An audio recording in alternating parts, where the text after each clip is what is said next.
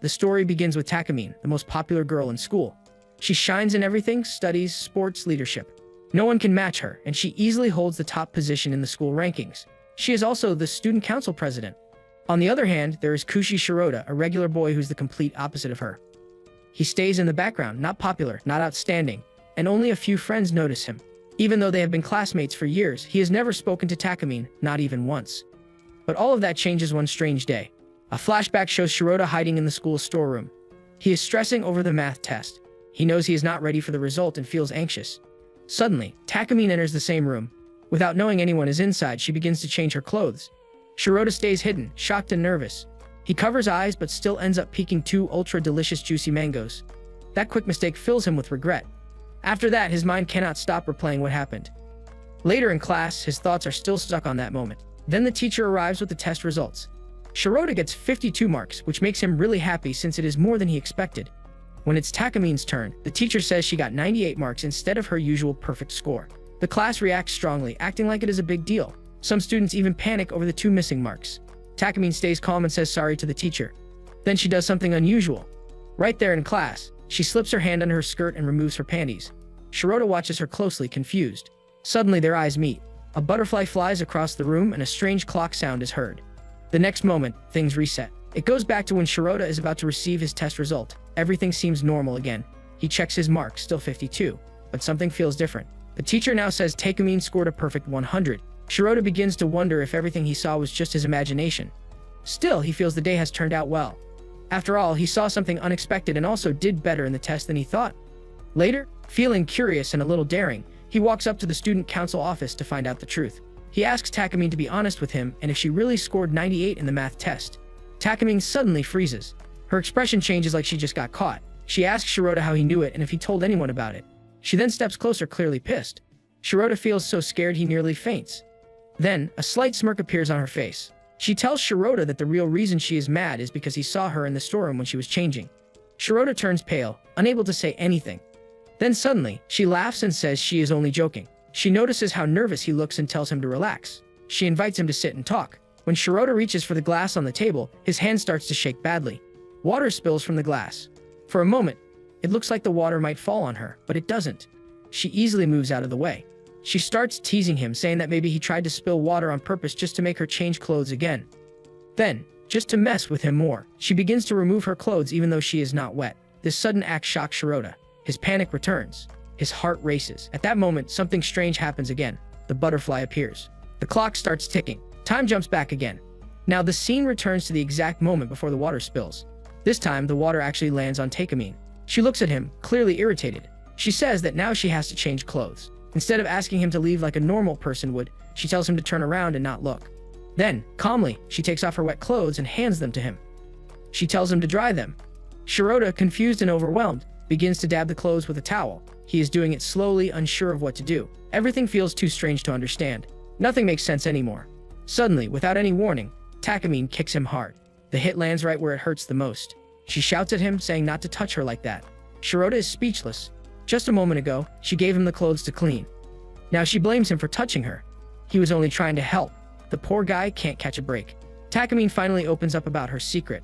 Her power activates whenever she makes a mistake. She first discovered it back in 5th grade, though she still doesn't fully understand how it works. What's clear is that it lets her turn back time. The twist is that everyone forgets the reset timeline. To use her power, she has to remove her inner wares. Now that Shirota knows about her ability and can help, she declares that he will be her slave. Shirota politely refuses and tries to leave. Takamine grabs him. He stumbles and lands right on top of her. She grins and offers him freedom to do whatever he wants if he accepts the role. Before he can respond, she suddenly screams. A crowd of classmates rushes in.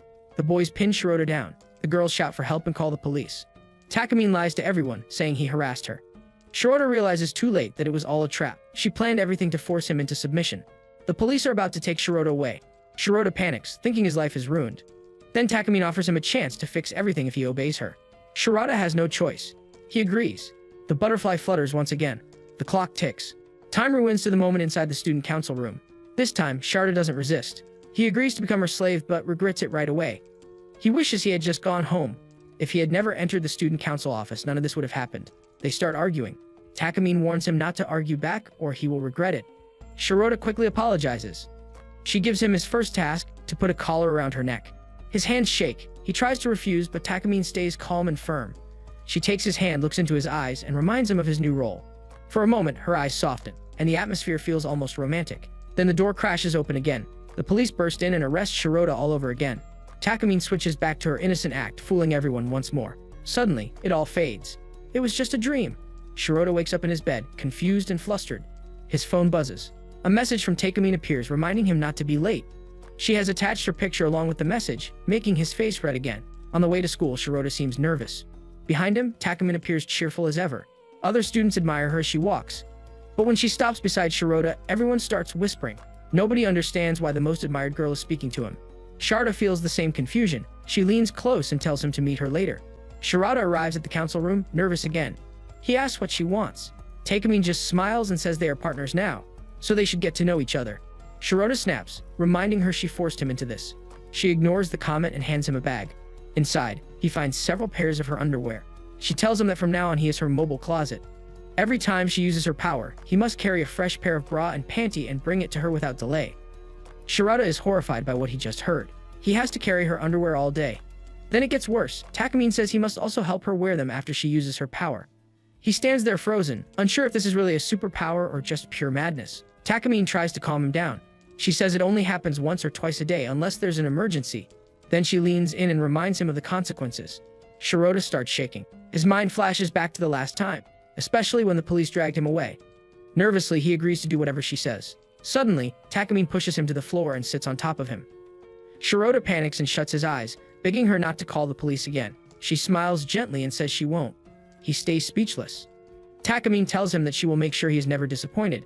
Just as he is about to leave, she reminds him to return the bag after school and not take it home. Shirota quickly agrees. In the classroom, the teacher is reading a poem and asks someone to explain it. Shirota assumes Takamine will answer, and she does.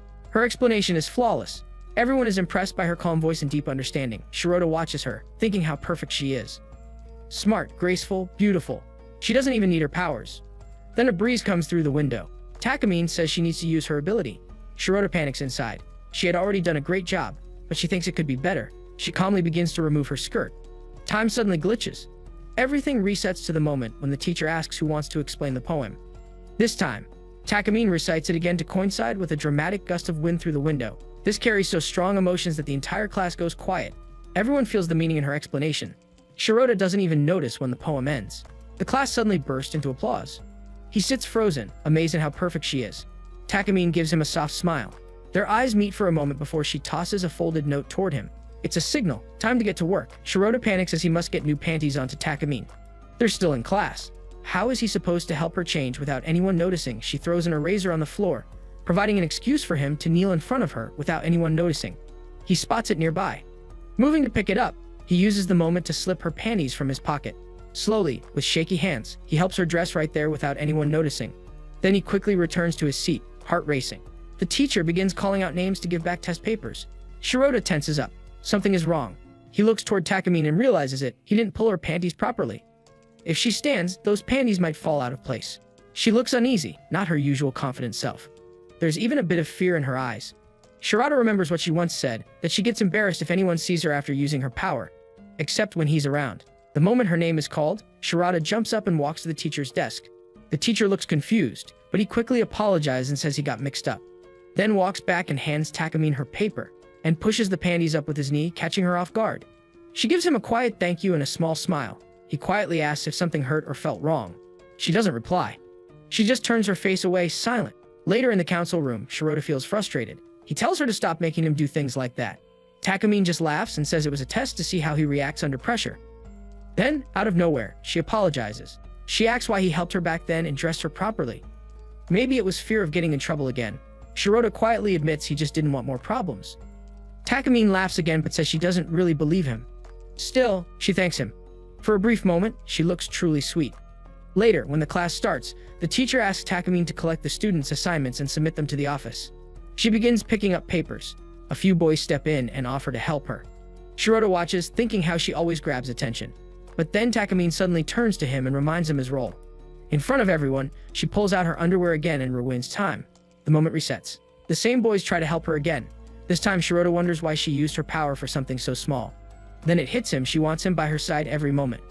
Realizing that, he quickly steps forward and offers to help instead. Takamine, acting like she's in control, tells him she had to sacrifice one of her underwear just to teach him this. He has no idea how to respond. He simply apologizes and takes the papers. In the end, he knows his new role.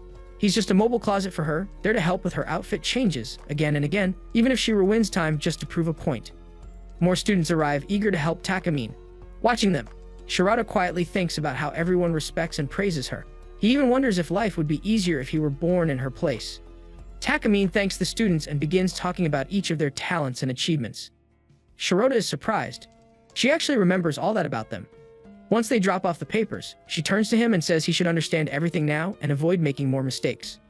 Shirota wishes she could stay that calm and kind when it's just the two of them. They walk away and Shirota mentions that her interactions with others felt a little intense. She fires back, asking if he thinks she's a celebrity. He quickly denies it and says he's just impressed by how easily she connects with everyone. Takamine proudly calls it proof that she's a great student council president. Shirota admits he was amazed that she knew everyone's name and background. She says she memorized it all on her first day in office. With her beauty and reputation, everyone already knows her, so it only makes sense that she knows them too. Shirata stays silent, realizing how much effort she puts into being who she is. Takamine then surprises him again. She has detailed profiles on every student, including him. She begins listing his information, even mentioning where he was born and what kind of personality he has. She calls him timid and weak, going on and on without mercy. Shirota finally asks her to stop. He can't believe she knows so much, especially about him. Takamine seems offended. She asks if he's trying to say she only knows about him. She sounds sharper now. Shirota starts apologizing, but she doesn't let up. Then she reminds him of the storeroom moment, calling him a pervert for peeking at her by accident. Shirota tries to explain himself, but his words upset Takamine. She kicks him so hard that he falls over. She leans close and teasingly asks what he would do if she didn't care. Then, right there on the stairs in broad daylight, she begins to act seductively. Shirota doesn't give in. He calmly tells her nothing can happen unless they're actually dating. Takamine looks surprised, but she also seems happy. She smiles and says he has got some pretty dreams. They start walking together, but just a moment later, Shirata slips from the platform and falls unconscious. He wakes up in the nurse's room, resting on Takamine's lap, confused. Takamine explains that his fall looked serious, so she rewound time. But even then, he didn't wake up, so she brought him to the nurse's room herself. She gently tells him to rest and calls him a fake gentleman in his updated student profile. Shirata stays speechless. He then remembers they have PE class next, a 30-minute run he knows he won't survive. Takamine points out that he lacks ambition. Soon after, she's announced as the PE class leader, which excites the whole group. The race begins, and as expected, Shirota falls behind, struggling at the back. Takamine notices. She walks over, stops him, and corrects his posture. She even gives him tips, standing very close.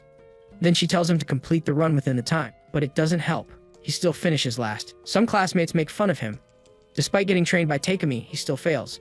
But Takamine won't accept that. She ruins time again. This time, she threatens him to finish on time, leaving Shirata totally shaken.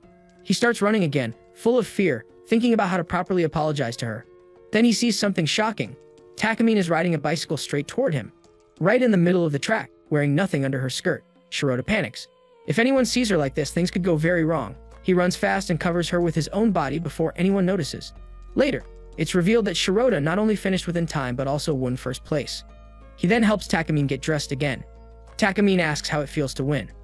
Shirota says he doesn't know because he never cared about rankings before. His honest answer makes her smile in a way that feels real. Later at home, Shirota notices he accidentally brought back her underwear bag. He decides to return it tomorrow, though his thoughts start to drift in strange directions. Just then, his phone rings. Takamine calls to say she's about to go for a run but doesn't have any sportswear. The message clearly hints that she wants him to bring the bag now. Shirota wonders if this is another of her games, but since he's home, he thinks nothing serious will happen. Then a photo arrives. Takamine is already outside, without wearing anything appropriate. Shirota panics. Another message follows. She's warming up in public, dressed like that. He thinks about saving the photo for a moment, but quickly stops himself. He imagines all sorts of things that could happen if she's out there in public like that. At the same time, Takamine sits on a bench, about to message him again. But then Shirota arrives, holding the bag like a hero. Seeing it, she lights up with joy but hides it behind her usual confident mask. She says this was just a test and even guesses exactly what he had been imagining. Shirota quickly explains that he was only concerned for her safety. Her expression softens. She blushes slightly and quietly thanks him. She reminds him he's the only person in the world who knows her secret. Only then does it hit Shirata how close they've become. He hands her the bag. Takamine teases him, asking if it's still warm. hinting that he might have done something weird with it. Shirota turns red and explains he just ran all the way there holding it tightly. Takamine takes part in a swimming competition. Her movements are smooth and confident, and she wins without much effort. The crowd cheers, full of admiration. Shirota watches from the side, already convinced she's perfect. But Takamine doesn't look satisfied. Without wasting a moment, she uses her ability and resets time to just before the race. This time, she chooses to swim backward. Shirota can't believe what he's seeing. Her skill, her grace, and her seductive body structure leave him speechless. Once again, she finishes first. Once again, the applause surrounds her. After the race, she walks up to Shirota and asks why he didn't ask her why she rewound time. Shirota admits he forgot. Takamine says she already knew she would win but wanted to test if she could still win doing something harder. Shirota wasn't even thinking about the race anymore. His focus had been completely on her body. Realizing this, he blushes deeply. Takamine notices expression and grins. She says a person's eyes always show their true thoughts. Then she playfully teases him for being hopeless. Shirota becomes flustered and tries to change the subject. Takamine just laughs and tells him it's okay to keep admiring her upper body if that's what he wants. Shirota quickly looks away, red-faced. Then she casually tells him to meet her after class. After school, Takamine takes Shirota out shopping. One glance at the store and it's clear what kind of shopping this is. Shirota feels awkward and asks why she brought him to a place like this. Takamine casually says she just felt like it. Then she holds up a piece of clothing and asks what he thinks. Shirota, flustered, looks away. Takamine teases him, saying he probably enjoys this kind of thing. Shirota denies it and says he only came because she told him to. She then tells him to find her a matching pair, meaning panties. Shirota blushes even more. He tries to back out, but she reminds him of his duty to follow her orders. With no choice, Shirota picks something at random. She laughs and accuses him of choosing it on purpose, imagining her in it. He gets even more embarrassed and puts it back. This time, he seriously starts searching. Each time he picks something, he accidentally imagines her wearing it, which only makes him more nervous. Finally, he hands her a blue one. Takamine smiles and asks if blue is his favorite. Shirota quickly says no, it just looked better than the others. She says she'll try it on and see. Then, without warning, she pulls him toward the changing room. Shirota panics. Takamine begins changing right in front of him, acting completely normal. The pressure becomes too much. Shirota faints. Later, they walk outside under the evening sky. Takamine laughs and calls him a coward. Shirota quietly apologizes. Then she smirks and asks again why he likes blue so much. Shirota questions back if there was a deeper reason behind her picking him. Takamine suddenly pushes him against the wall and demands to know why he picked blue. Shirota, flustered, finally admits that he compares her to the sky. And since the sky is blue, he thought it was the perfect color for someone like her. Even he can't believe what he just said. Takamine turns and walks away without a word. Shirota thinks he messed up. But on the other side, Takamine is blushing deeply, holding back a smile, feeling genuinely happy about everything he said. The next day, Shirota catches a cold. After school, he feels weak and tries to hurry home. His body gives in, and he nearly collapses, but Takamine catches him just in time. He tells her he's fine, but she doesn't believe it. Later, she shows up at his house and makes a comment about how small it is. Then, without asking, she starts checking his computer, clearly expecting to something strange. Shirota, feeling uneasy, asks why she always doubts him. She jokes about hidden files. He quickly shuts the laptop and asks if she came only to spy on him. Takamine calmly says she needs to know everything about him because it might affect her too. Then her tone softens. She tells him not to worry, today she's his nurse. Shirota tries to tell her it's not necessary, but she insists on helping. She says his diet matters and heads off to cook. She jumps time forward using her ability. She brings him a meal and a warm towel, telling him to let her know if it gets cold. Shirota watches her, surprised by how caring she suddenly seems. He tastes the food and finds it delicious. Lying down to rest, his mind fills with thoughts about all the strange and sweet moments they've shared. Takamine returns to check on him. He says he ate everything. She smiles and asks about the food. Shirota tells her it was great. Without warning, she climbs into bed next to him. Shocked, he asks what she's doing. Takamine calmly says her body warmth will help him recover faster. Then she uses her ability again and starts talking about her perfume. She says she doesn't like the smell of sweat, which is why she always wears scents. She even wonders if her perfume made him feel worse. Shirota assures her it didn't. Takamine teasingly asks if he prefers the smell of sweat, which makes him groan and beg for rest. She smiles and tells him not to worry. She says he can think of her as warm water, just lying nearby to help him heal. Shirota can't believe it. A beautiful girl is beside him, and she expects him to treat her like she's just a comfort object.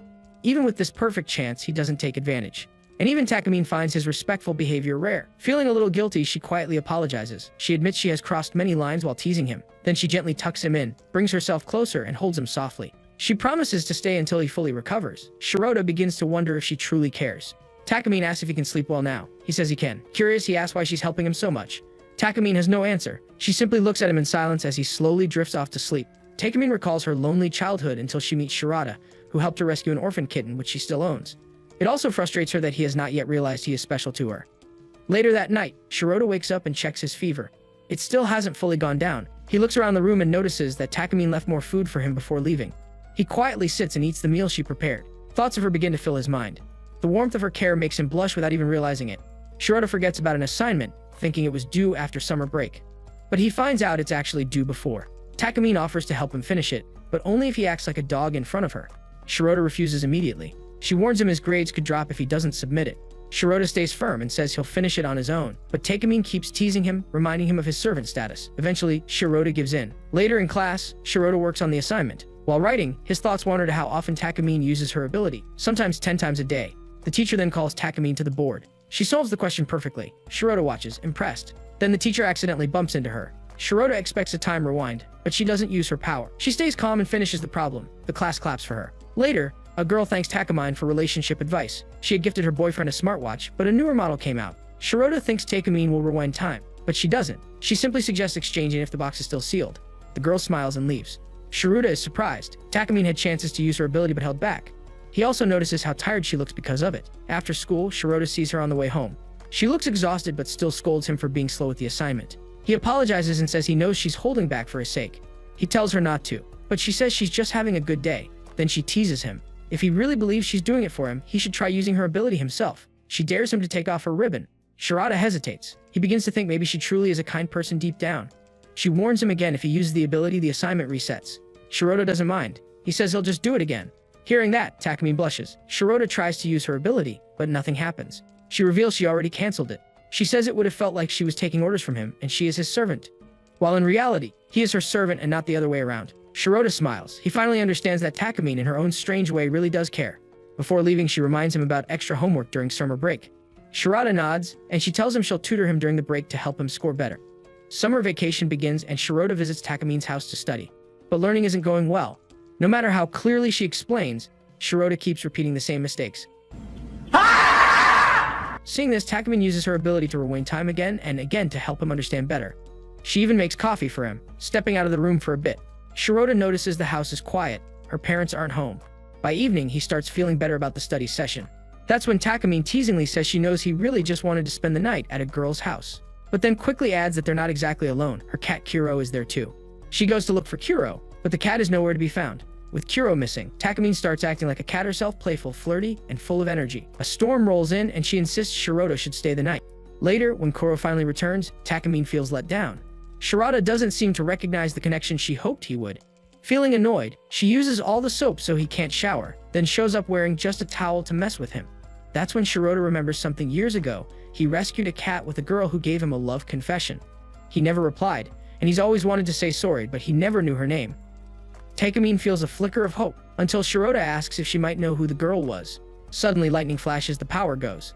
Takamine gets scared, and just then, her towel slips, and she jumps on Shirota without thinking, completely exposed. Deep down, though, she's secretly glad. It gives her a reason to hold him close. Once the power returns, Takamine heads the kitchen to make dinner. Shirota thanks her, and that's when she brings up a sudden idea. Since they're alone in the house, she suggests playing a game where they pretend to be a new-lied couple. Shirota thinks it's harmless fun and agrees. But there's a twist. If either of them breaks character, the punishment is a life without marriage. But Shirota thinks it's too extreme. Takamine casually tells him he wasn't going to get married anyway. The words sting a little. Later, Shirota enters the kitchen and gets another shock. Takamine is barely dressed. She reminds him that as her husband, it's his fault. She warns him not to make another mistake. Shirota feels overwhelmed. He starts questioning if this is real. He's pretending to be married to the most beautiful girl in school. When she calls him honey, his face turns red. Then she asks him to help her dress properly, saying it's his job as the husband. They begin cooking dinner together, but Shirota gets too distracted by her and ends up burning the food. Takamine rewinds time. This time, they cook more carefully, and the meal turns out perfect. Shirota is surprised again when Takamine starts feeding him with her hands. She says it's normal now that they're a couple. At one point, food drops on her foot. Shirota apologizes quickly, but Takamine teases him again. She tells him to lick it off, saying nothing should go to waste and that her husband should be willing to do at least this much. Shirota stands frozen. Takamine then rewinds time once more and admits she was just playing around. Shirota feels a bit of relief, but she continues to mess with him in her usual mischievous way. After dinner, it's time for a bath. Shirota politely offers to let Takamine go first, but she refuses. Since they're pretending to be newlyweds, she says they should bath together. Shirota panics, but she gives him no choice. In the bathroom, Shirota sits nervously in the tub. Takamine walks in casually and grabs the soap. He freezes, unsure how to react. His mind spins with worry, thinking the situation is getting out of hand. She offers to wash his back. His heart races, thinking she might use her body, but it's just soap. Nothing wild happens, but he still struggles to stay calm. To distract himself, he starts counting numbers in his head. Suddenly, he feels something touch him. He turns around, terrified, only to realize it's just a balloon. Takamine laughs, teasing him for getting scared so easily. Then she offers to wash his hair too. Shirota hesitates, but she insists, saying he deserves the full treatment. He keeps repeating calming thoughts to himself. She mentions the soap was brought by her father. Shirota smells it and realizes it's the same scent that always lingers around her. That makes things worse for him. His concentration breaks, and his hand accidentally lands somewhere it shouldn't. The moment turns awkward fast. Takamine laughs and teases him, saying he's getting way too into the role of husband. Shirota, embarrassed, sinks into the tub to hide his face. At first, Takamine doesn't understand, but then she realizes what happened. Without saying much, she walks away, giving him space. Later that night, Shirota lies in bed, still thinking about everything. Then Takamine enters the room. She moves close and asks what she really means to him. Before he can answer, she cuts in with her own response. She reminds him he is her servant and she is his mistress. He must do what she says. Shirota stays silent, but deep down, he knows she's right. This strange, complicated bond between them is now their reality. Later, the two plan to watch the Firebug Festival. Takamine waits for Shirota, and when he arrives, he apologizes for being late. She complains, saying she waited a whole 5 minutes.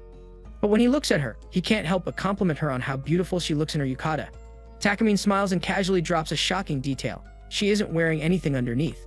Shirota panics. He is worried they're in public and she's saying things like that. Takamine insists he help her fix it. Then she pretends her sandal broke just to make him assist her. Shirota understands it's all just an excuse. Still, he helps her, and she thanks him with a smile. Since there's still time before the fireworks, they stroll around. People around them start whispering about how lucky Shirota is. Everyone assumes they're a perfect couple. Only Shirota knows the truth. But then a thought crosses his mind. Could he actually date someone like Takamine someday? The idea sends his thoughts in all directions. Some are innocent, some not. Takamine calls his name, snapping him out of it. He quickly apologizes, saying he wasn't thinking anything weird. The fireworks begin. Takamine says she doesn't mind what he was thinking. She uses her ability to watch the show from multiple angles. She wants to enjoy every part of it. They eventually return to where they started. Shirota doesn't get why, but Takamine says they still have many more places to see. Later, they reach a bridge filled with couples. One couple is doing something bold, sharing a drink mouth to mouth. Shirota is stunned. Takamine then asks if he has a soft drink. That question completely throws him off. He wonders if they're about to act like a real couple.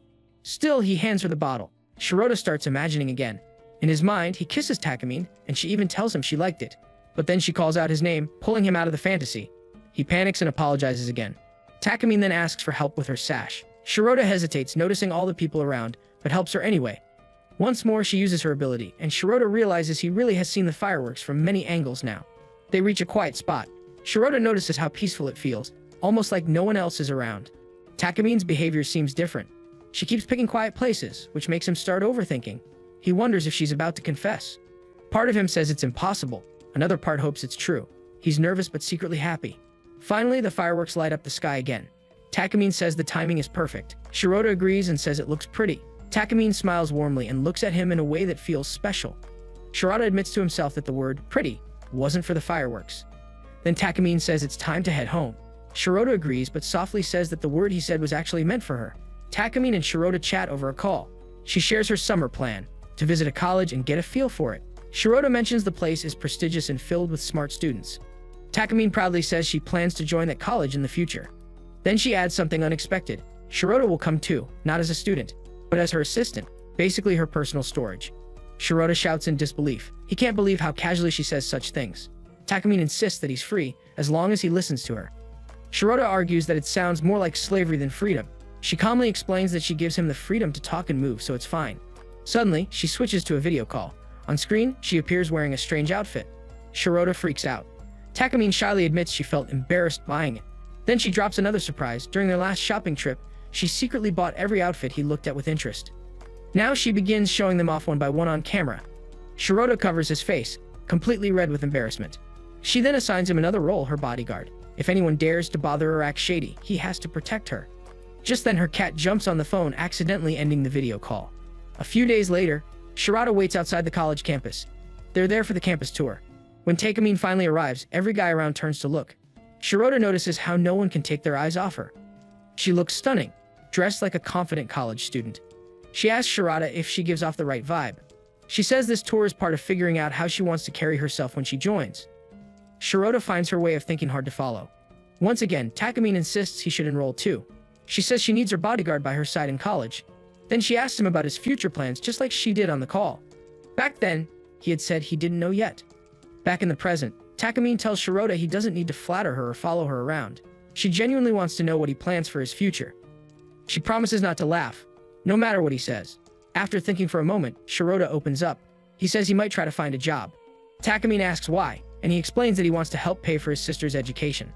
His family situation isn't the best, and he doesn't want her future to suffer because of money. Takamine is surprised by his answer. She didn't expect him to be that thoughtful. Then she quickly shifts the topic, saying he could take on a part-time job to support his sister. Later, they step into a lecture hall where a class is going on. Takamine feels curious and decides to sit in. The lecture turns out to be dull. When the teacher asks if anyone has questions, Takamine raises her hand. She asks about lab work and what benefits it brings after graduation. The teacher replies with a simple answer about certificates in progress, but it doesn't sound helpful. Takamine thanks him and sits down. Shirota praises her, but she doesn't look pleased. Then she rewinds time and asks the same question again. The teacher gives the same answer. Shirota doesn't understand why she used her ability for something so small. Takamine explains that she had said the wrong word earlier and wanted to correct it. Then she tells Shirota that now it's his turn to work. He panics, seeing they're in a full classroom, but she calmly lays out the plan. Since they're sitting in the back, he can crouch down and do it quietly. Shirota agrees and gets under the desk. He tells himself to stay calm and finish it quickly. After a bit of struggle, he manages to help Takamine put her pants back on. He feels embarrassed but gets the job done. Later that evening, they walk home. They talk casually about the visit. Takamine says it was nice and Shirota agrees. Then she brings up what he said earlier about getting a job. She points out that if he starts working, they won't get to spend much time together anymore. She says he should reduce the tasks he does for her. Shirota reminds her that she once said he'd still have to do her work even after getting a job. Takamine asks if he really thinks she's that cold. She admits she's actually a little angry on him but chooses to forgive him. Then she tells him that she is setting him free, but not to celebrate just yet. The year isn't over, and he still has work to do for her. Finally, she says goodbye and walks away, telling him to head home too. After Takamine leaves, Shirota just stands there, unable to move. Her words about not seeing each other often stay stuck in his mind. The thought makes him feel uneasy and a little sad. The next day, he heads to school, but her words from the campus visit still linger in his thoughts. Suddenly, Takamine appears again, grabbing everyone's attention like always. Students around her can't stop staring. They talk for a bit, but Shirota notices something odd. Her skirt is slightly lifted. He panics, then things get worse. The other boys begin filming her with their phones. Shirota rushes to shield her, but in the middle of it, Takamine catches her reflection in a mirror. Realizing what's happening, her face turns bright red. She starts acting strangely, making silly excuses and trying to brush it off. She even throws a weird comment at Shirota, blaming him for always looking at her panties. Then she walks away, leaving Shirota totally confused. He starts noticing more strange things. She forgot to wear socks. Her metro card didn't work properly. She seems completely off today. They ride the metro together, talking about summer break. But Shirota's thoughts are elsewhere. He wonders why she hasn't used her ability yet. Maybe she's trying to hide a series of mistakes. Then he notices something even more shocking. She didn't wear an underlayer on her upper body. His panic grows. He thinks something must seriously be wrong. Takamine catches him staring and asks what he's looking at. In that moment, she realizes what she forgot and goes red again. She starts saying random excuses, trying to play it cool. But things get worse. The metro door opens and closes, catching her shirt. A button pops off. He quickly shields her juicy mangoes by grabbing them with his hands. The nearby passengers gasp, with no other option. Takamine finally uses her ability and rewinds time. Everything resets. Shirota finds himself back in his room. He starts reflecting on all the crazy moments with Takamine. He doubts whether he'll ever get into the same college as her. Even with the best luck, it still feels far away. He considers hiring a tutor but realizes that won't help much. So he decides it's time to study seriously by attending a cram school. On the way to the library, he accidentally bumps into someone. A girl stands before him, super cute, and to his surprise, she calls his name. Shirota doesn't even get a good look at her face yet, but he's completely stunned. The girl turns out to be Ellie Evergreen. She is an old friend of Shirota from elementary school. She greets him warmly and invites him to the nearby playground for a water balloon fight. The two begin playing and laughing like kids again. During the game, Ellie gets soaked, and it quickly becomes obvious that she isn't wearing a bra. Shirota tries not to look, but he's clearly flustered. Ellie finds it surprising that Shirota plans to go to college with a girl he's not even dating. She quickly guesses that the two must have feelings for each other. Suddenly, out of nowhere, Takamine shows up. and her expression says everything. She's furious. Ellie cheerfully invites Takamine to join the game, but things go downhill fast. Takamine sees the balloons, misinterprets the situation completely, and assumes something much worse is going on. In a complete misunderstanding, she thinks they've invited her into a threesome. Before Shirota can even explain, she slaps him across the face. Ellie recognizes Takamine and says they went to elementary school together. She then politely apologizes to Takamine for getting too close to her boyfriend. Takamine quickly denies the relationship, though her reaction says otherwise. Ellie leaves with a smile, saying she'll see Shirota at cram school. Takamine stays behind, clearly shaken but also touched. She realizes Shirota is seriously trying to get into the same college as her.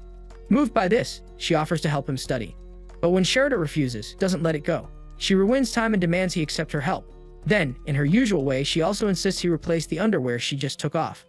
No excuses allowed. The two begin their study session, but Takamine soon notices something troubling. Shirota struggles badly, unable to grasp even basic points. She starts to wonder if even cram school will be enough to get him into college. She is not sure, but she keeps going, because no matter how bad he is at studying, she still wants to be by his side. Shirota and Ellie step out of the classroom, both looking drained. Takamine walks by and notices them. Ellie lights up when she sees her and suggests they go to a restaurant together. At the restaurant, a friendly waitress greets them. Ellie recognizes her as an old classmate and starts chatting happily. She orders drinks and freeze, explaining that this waitress often gives extras. Shirota looks surprised, but Ellie keeps the conversation going with her usual energy. Then Takamine quietly says she doesn't eat freeze. Ellie is caught off guard by that. Soon, Ellie brings up how she and Shirota have been studying together lately and plan to finish school side by side. She even adds that they'll start doing homework at her place. Takamine looks annoyed. She reminds Shirota that he promised to study with her. Ellie laughs, joking about how Takamine is both smart and has a perfect figure, while admitting she struggles with her own studies. In response, Takamine blurts out something unexpected. She wants to do a cat cosplay just to help Shirota stay focused. Shirota tries to stop her from revealing more. Ellie finds it funny and suggests they should all study together, even offering the idea of a sleepover. Shirota turns red instantly. Takamine quickly shuts down the idea and mutters something under her breath that no one hears clearly. Shirota tries to explain there's no misunderstanding, but Takamine smacks him and says maybe it's time Ellie knew the whole truth. Shirota tries to stop her again, but Takamine insists she understands the situation better than anyone. Ellie listens but seems unsure what's going on. When the outing ends, Takamine and Ellie send Shirota ahead. They stay behind to talk privately. Ellie lowers her voice and apologizes, saying she feels Takamine might be insecure lately. She gently mentions that Takamine might be visiting cram school just to keep an eye on them. Ellie says she didn't mean to cause any jealousy and asks for forgiveness. She explains that nothing romantic is going on between her and Shirota, they're simply close friends. Takamine is caught off guard by her honesty. Just then, another girl walks over and thanks Ellie for waiting.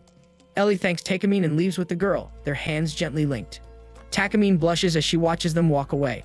A moment later, she sees Shirota nearby. He asks what they were talking about. Takamine says it was nothing serious. When he presses, she admits she had been overly suspicious of Ellie. Shirota doesn't fully understand what she means, but lets it go. Ellie and the girl walk together. The girl comments that Takamine seemed like Ellie's type. Ellie smiles and says they're just friends.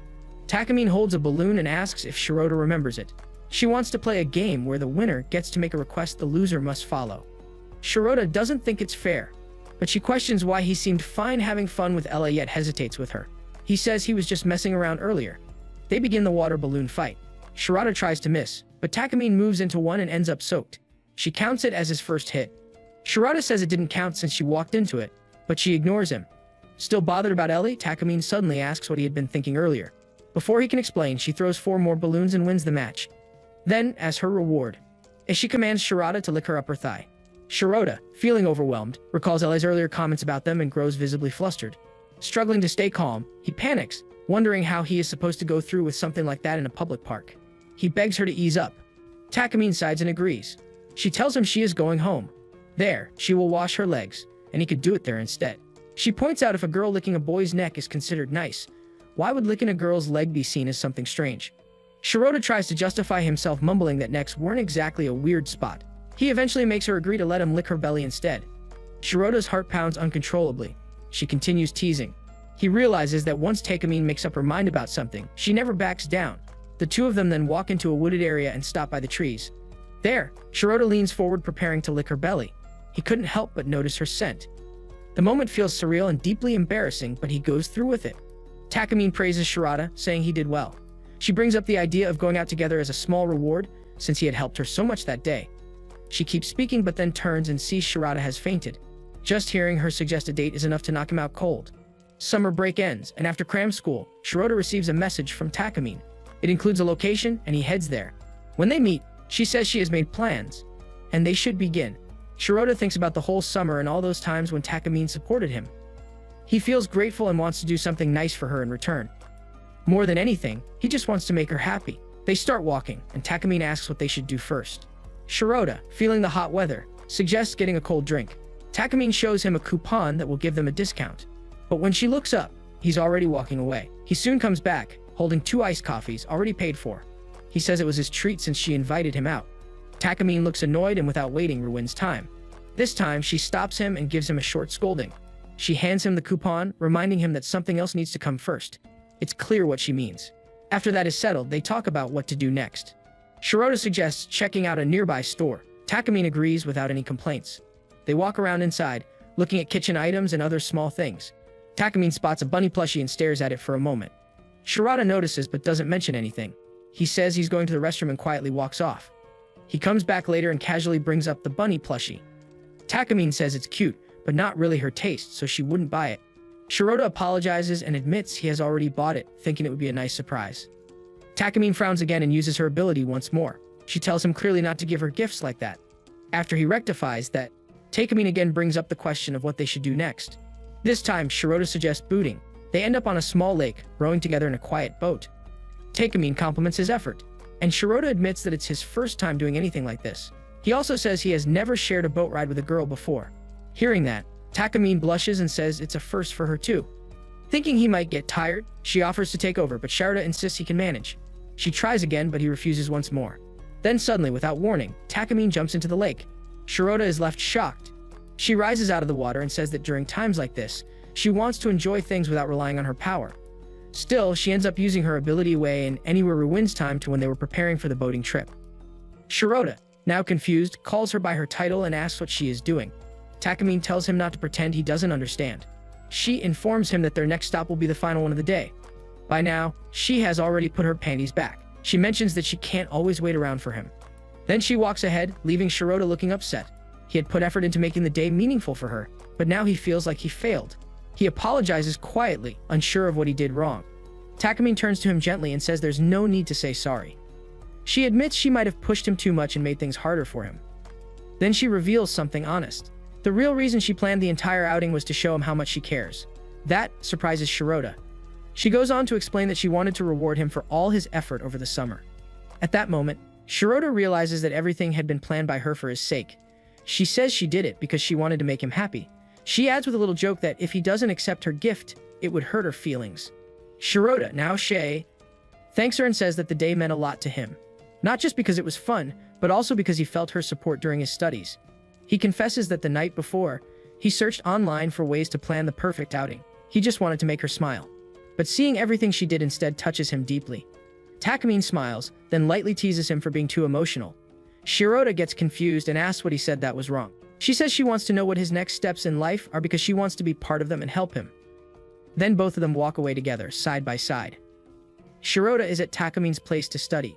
She invited him over to help him learn something, but her mood was cold from the start.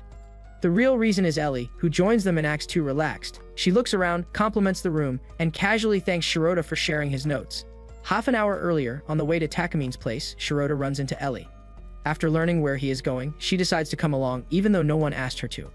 Now, all three are sitting together. Takamine, clearly irritated, tells Ellie maybe she should go study with her girlfriend instead. Ellie answers with a straight face, mentioning her being busy these days. Shirota feels stuck in the middle. The way Ellie talks makes him wonder if she really has a girlfriend, or if she is just joking. Then Ellie suddenly brushes against the juicy melons of Takamine. Without saying much more, Takamine tells Shirota to go get something to eat. He stands up and heads out, but something about leaving those two alone makes him nervous. Once Shirota steps out, Takamine quickly speaks up. She tells Ellie that she cannot focus with both of them around. Ellie accepts she may have overstepped, but then suddenly asks Takamine about her relationship with Shirota. The mention leaves Takamine nervous and unsure how to respond.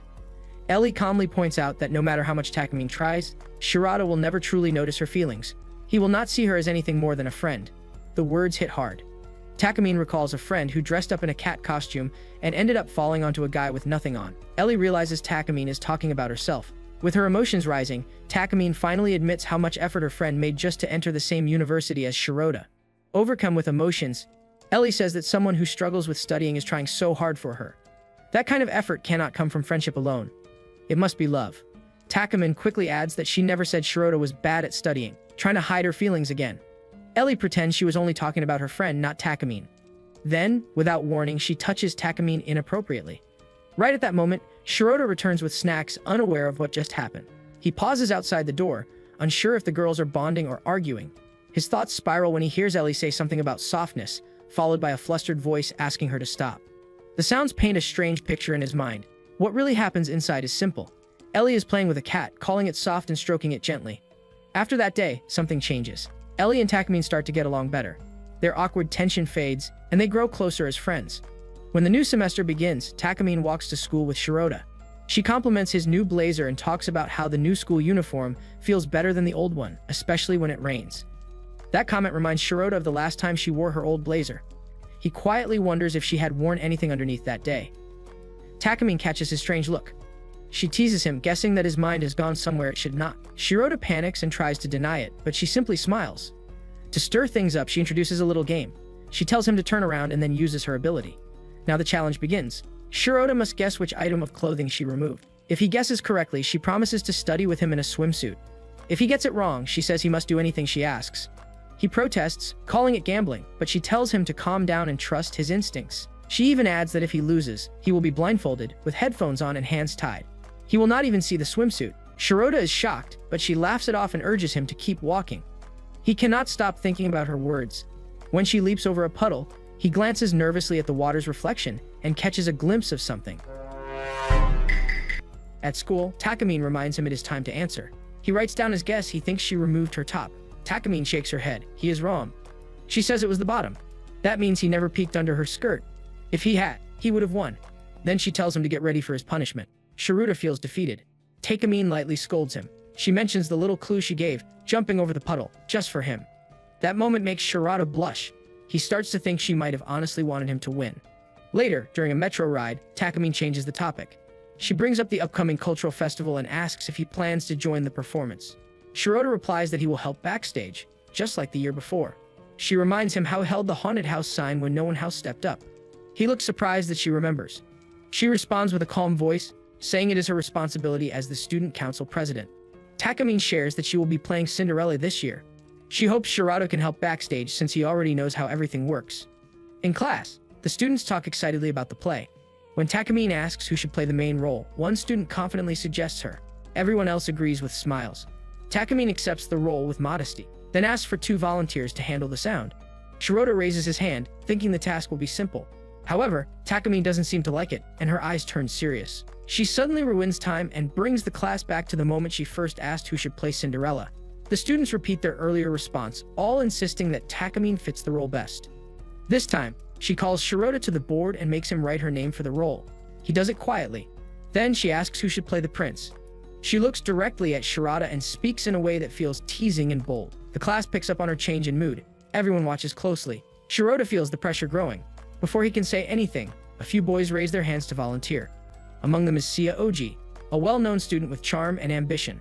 He plans to run for student council president, and the rest of the boys step back, knowing they cannot match him. Takamine shows discomfort. She does not like how things are turning out. Her thoughts slip out. If this continues, Sia might actually take the role. She hints at using her ability again, clearly troubled by the idea of someone else taking the spotlight. Shardo sees this and quickly speaks up. He says the spotlight should stay where it belongs and then raises his hand. He tells the class he wants to play the prince too. Watching interest from both sides, Takamine suggests a vote to settle things fairly. Whoever wins will take the prince's role. The voting ends with Sia Oji receiving 30 votes. Shirota loses by just 1. After school, Shirota feels disappointed. He apologizes to Takamine. She brushes it off, saying she was only joking. Then she adds that the prince still needs a soldier, and that role fits him. Shirota wonders if any of this is really important, thinking that no one would be interested in seeing both of them on stage together. Takamine calmly answers that there is definitely someone who would enjoy watching them. Evening arrives before the Cinderella event. Students are working hard on their parts. Takamine encourages everyone, telling them that they can all succeed if they support one another.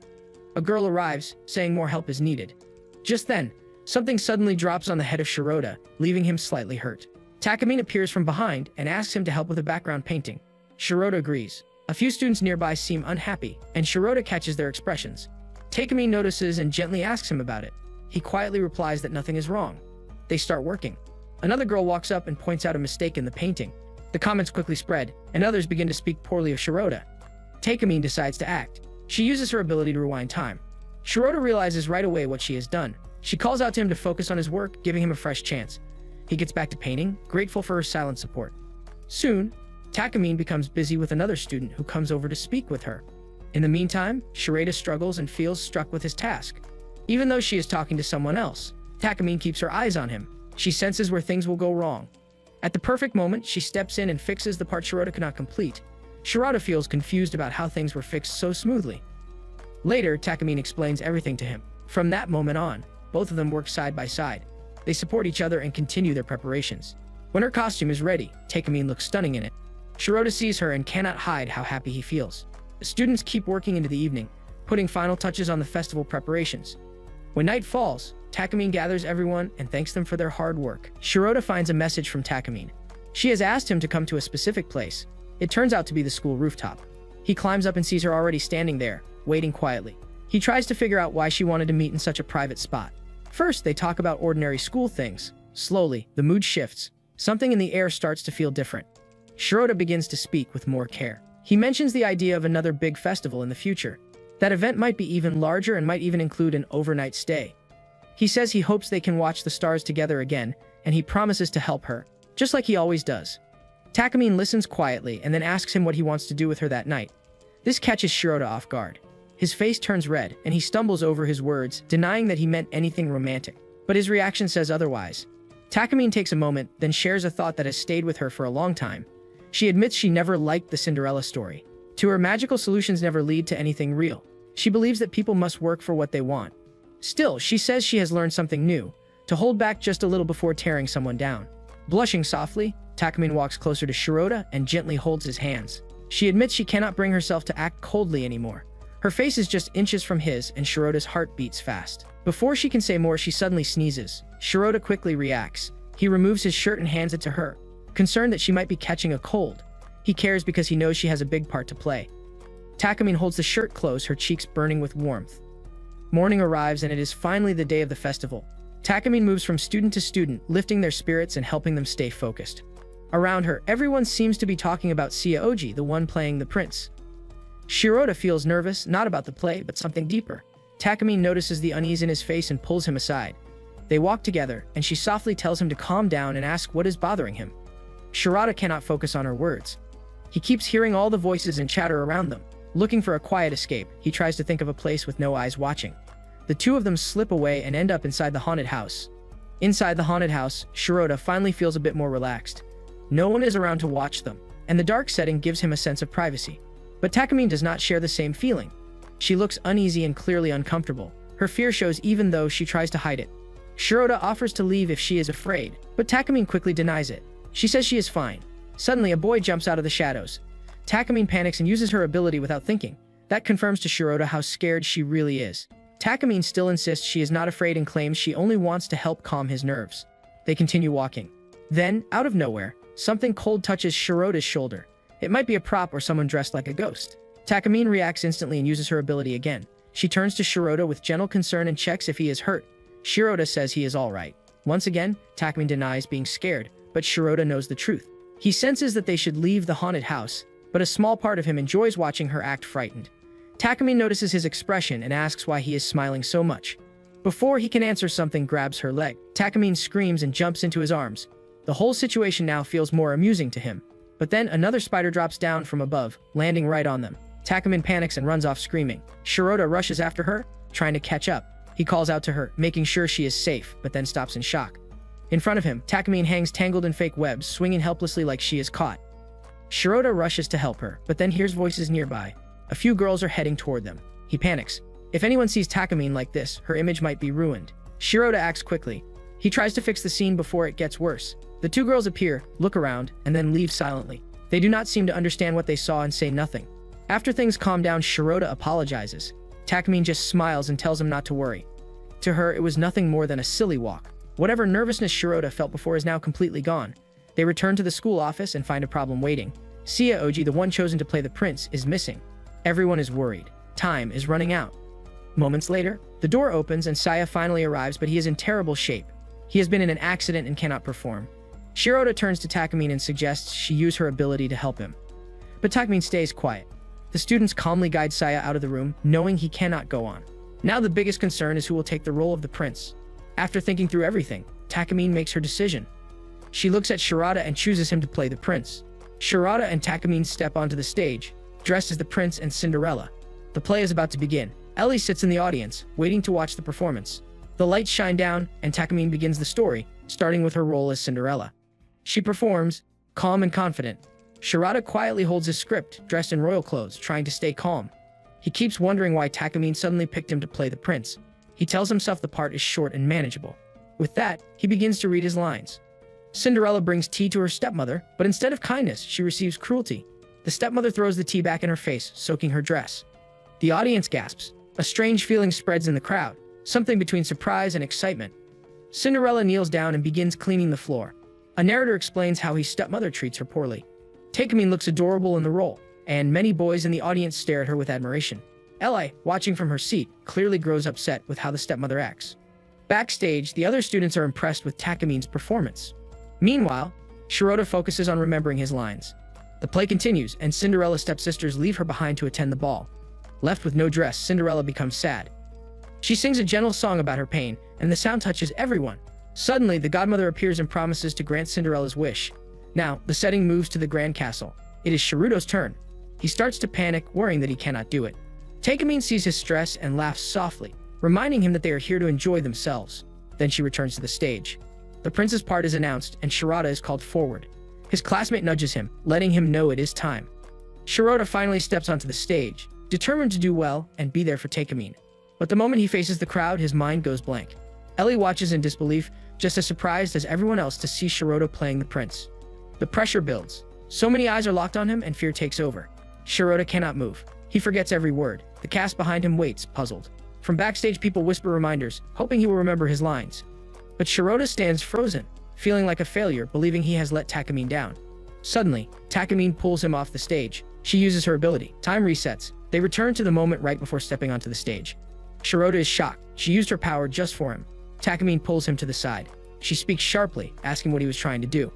Shirota feels ashamed and apologizes. Takamine then tells him to stop looking at the audience. She says that paying attention to them only makes it worse. Takamine firmly tells Shirota to focus only on her. He does not completely understand what she means, but he gets the feeling behind her words. Moments later, the others call for the student council president to return to the stage. Before going, Takamine repeats her advice. She tells Shirota to stop being scared and to stop worrying about everyone else. The only thing he should look at is her. She walks back onto the stage, and finally, it is Shirota's turn again.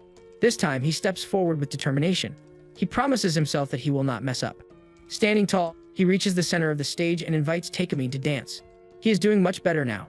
Takamine smiles, pleased by how naturally he delivers his line. She agrees to the dance. Shirota feels a bit more confident. He knows he still has more to do, so he tries to stay focused. The next part of the play requires him to stay hidden under Takamine's large skirt during a song. He follows instructions and positions himself as planned. Takamine begins to sing beautifully, and Shirota has to move in rhythm with her movements, staying hidden inside the skirt as the dance continues. At last, the big moment arrives. Shirota places the slipper on Cinderella's foot. Then comes the dance. Even though he is exhausted and overwhelmed, he pulls himself together and dances with Takamine. When the time comes, Takamine runs away in her special costume, just like the story. She tells him not to chase her. Shirota follows the story and brings her lost slipper. If it fits, everyone will know she is the princess. The stepmother refuses to let Cinderella try on the slipper, but he firmly insists. Everything seems to be going perfectly, almost too perfectly. Suddenly, the silence breaks. Shea Oji storms in, shouting that the prince is a fake. He calls Shirota a fraud and accuses him of stealing the role. The audience gasps. Ellie, sitting in the crowd, yells at Sia, furious that he would say such things. Shirota stands frozen, confused by the chaos. Behind Sia, someone tries to calm him down, urging him not to ruin the performance. But Sia keeps going. Takamine quickly reacts. She continues playing Cinderella and questions what is happening. She asks why there are suddenly two princes on stage. Sia replies in a strange tone. He claims he worked hard for the role, even going as far as polishing his nails to make the slipper scene perfect. He admits that he wanted to touch her feet. Shirota is stunned. He realizes Sia did not care about the play. He just wanted to touch the feet of Takamine. Shirota feels a strong wave of anger. In his mind, Sia seems selfish, rude, and completely out of line. Takamine tries to take back control of the play after the interruption. Shirota steps forward and speaks with confidence. He admits that Seiya might be the real prince, and he himself may only be the commander. But he makes it clear that someone selfish cannot bring happiness to Cinderella. And no matter who he is, he himself is the one who will make her happy. Takamine is caught off guard by his bold words. The crowd responds immediately, cheering loudly. The energy shifts and everyone begins to praise Shirota. They say he has saved the entire performance and taken charge at the perfect time. From backstage, someone calls out, asking who Cinderella will choose, her prince or the commander.